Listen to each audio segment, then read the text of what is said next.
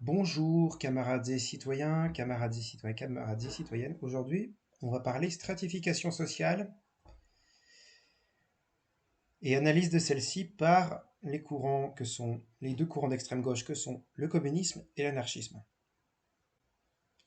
et les problèmes que cela pose, les problèmes politiques que cela pose. Alors, on va commencer. Alors, nous, marxistes, nous sommes matérialistes.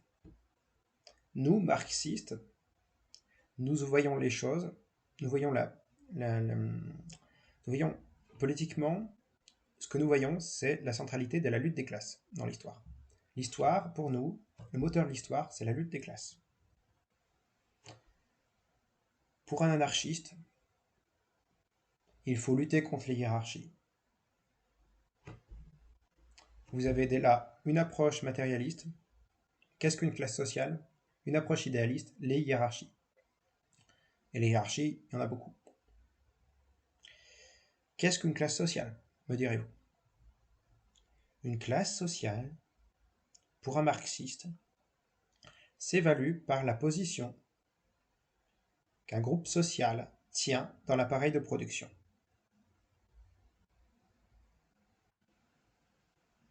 Alors, oui et non. Il n'y a pas que l'aspect économique, bien sûr. Il y a l'aspect juridique. Et si on prend les sociétés d'ancien régime, il y a non seulement la possession des moyens de production, mais aussi des privilèges juridiques. Vous savez, les sociétés d'ancien régime où l'aristocratie possédait des droits que la bourgeoisie n'avait pas. Et la bourgeoisie et le prolétariat, qui formaient le tiers-État, se sont révoltés contre l'aristocratie pour exiger l'isonomie, l'égalité devant la loi, qui n'a pas tout été respectée puisque il y avait un suffrage censitaire, ensuite ce genre de choses. Enfin, donc une égalité des richesses qui faisait une égalité des droits. Bon, la bourgeoisie, elle nous habituera à ça, au final. Mais pour un marxiste, ce sont des choses, ce sont des réflexions d'ordre matérialiste qui l'intéressent. C'est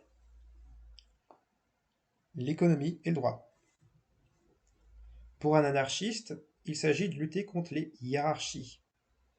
Les anarchistes ont tendance à opposer autorité et liberté, à voir l'État comme un simple appareil d'oppression et non pas comme un outil. Nous, marxistes, nous considérons que l'État, nous communistes, nous marxistes, nous considérons que l'État, c'est un outil de pouvoir que le prolétariat peut reprendre à la bourgeoisie pour éliminer la bourgeoisie en tant que classe. Je ne parle pas forcément d'élimination physique, je parle d'élimination de classe. C'est-à-dire lui enlever sa capacité d'être une classe dominante, à savoir, eh bien, la monnaie, enfin, la propriété privée lucrative des moyens de production, son pognon, ses profits, ses terres, ses usines, bon bref, vous avez compris. Nous, on est matérialistes. Pour les anarchistes, en fait, tout est hiérarchie. Pour eux, ils s'opposent aux hiérarchies, et dans hiérarchie, il y a autant le... Il est vrai pour certains anards, le capitalisme, mais mis sur le même plan, en fait, ils sont tellement relativistes, sur le même plan que l'État, hein. Nous, on le voit comme un outil, les anards le voient comme mauvais en soi, parce que même s'il y avait une bonne démocratie pour les anards, eh bien, les distinctions formelles qui nous permettent de nous organiser en société, pas de se taper dessus, et qui nous permettraient de nous débarrasser de la bourgeoisie et l'État, qui est un progrès dans l'histoire, dans le sens hegelien, dans son acceptation hegelienne, pour eux, c'était une hiérarchie.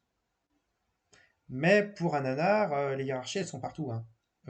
Sexualité, couleur de peau, mode de vie, tout peut être vu sous le prisme de la hiérarchie, ce prisme idéaliste. Et Glissement, ça a commencé avec ce qu'on appelait le marxisme libertaire, c'est-à-dire des gens comme Daniel Guérin. Daniel Guérin, c'est celui qui a créé le Front homosexuel d'action révolutionnaire. Ouais, rien que ça. Et ça rend le logiciel libertaire très perméable à l'intersectionnalité. Plus rien, tout se vaut. Il ne faut pas hiérarchiser les oppressions. Vous voyez? Début de convergence des luttes. Mais quel putain de rapport ça a à voir, en fait, les questions d'identité, les questions de mode de vie avec la lutte des classes? Les courants anards, spontex, spontanéistes, là, type de ce genre-là, les courants gauchistes,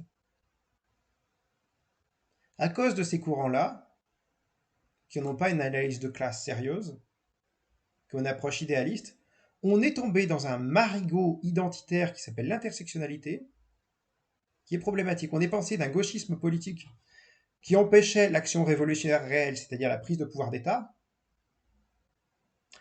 à un gauchisme culturel qui va de toute façon diviser la classe ouvrière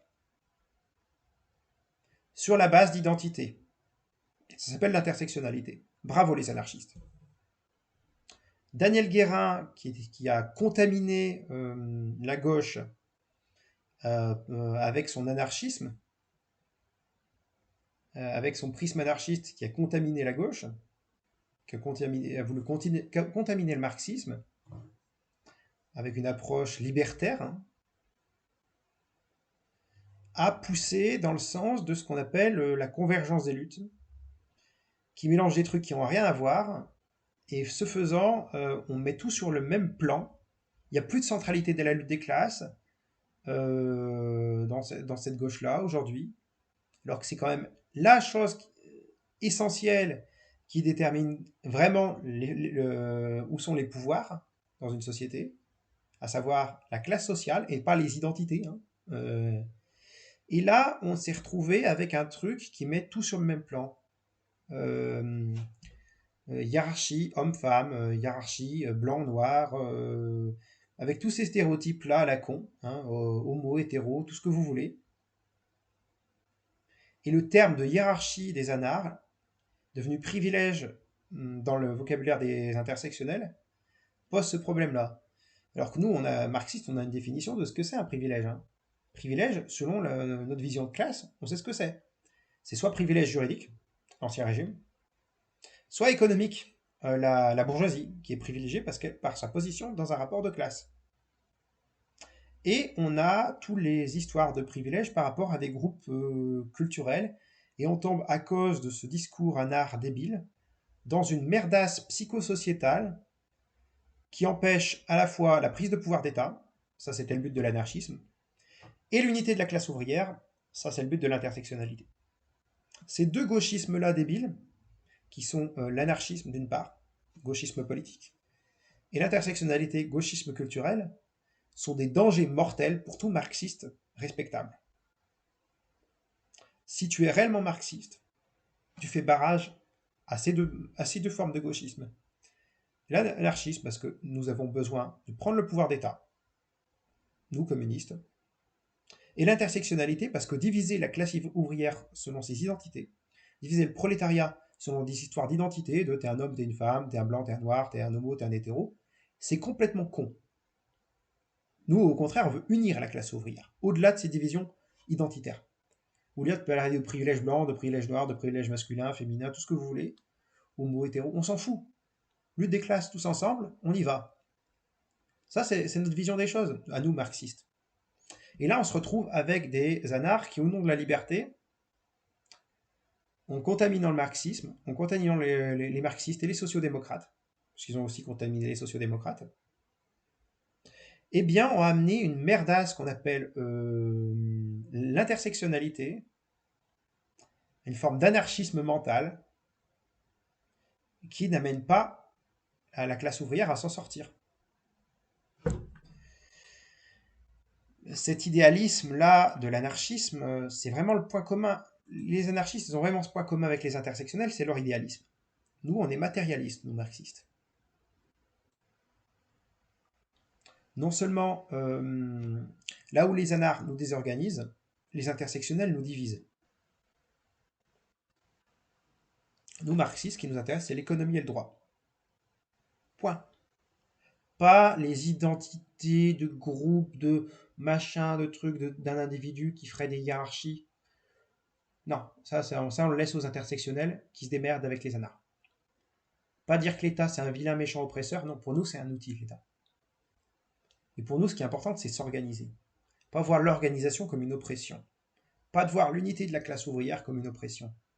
Sinon, vous êtes juste les idiots utiles du capital quand vous ferez ça. Alors, notre vision de la stratification sociale, elle est claire, nette, précise. L'économie et le droit. Les institutions et l'économie. Les institutions politiques, juridiques, l'économique et sociale. La superstructure et l'infrastructure. Et ce qui est clair, c'est que nous, on souhaite avoir une superstructure et une infrastructure pour lutter contre le capitalisme. On est dans une situation de mondialisation qui met les travailleurs en concurrence. On n'a absolument pas besoin d'être encore plus divisé par les conneries des anards et des intersectionnels. Donc les anards, les intersectionnels, je dis pas qu'il faut faire un nouveau Kronstadt, mais vous cassez des orgas politiques communistes ou marxistes. Vous fermez votre gueule. On en a marre de vous quand on est marxiste, des marxistes sérieux. Les marxistes sérieux, on en a marre de vous. On en a marre des valets du capital, que sont les anards et les intersectionnels. Ok? Vous avez peut-être un sentiment de justice sociale, mais nous, on est sérieux, on se base sur l'économie et le droit pour définir ce qu'est une classe sociale. Et vos histoires de hiérarchie, de privilèges de ceci ou cela, c'est pas sérieux. Nous, on parle de société d'ordre, de société de caste, de société de classe, dans une approche historique. Et dans une approche actuelle, d'une société de classe.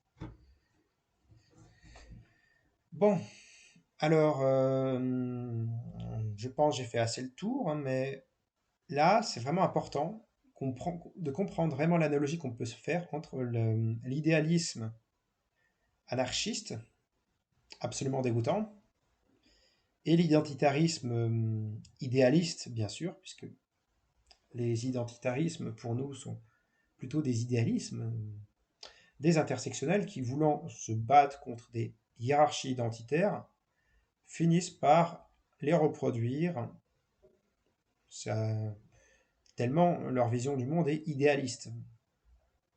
C'est pareil avec l'anarchisme qui ne fait que, qui, laissant le pouvoir d'État aux capitalistes, les laisse au pouvoir.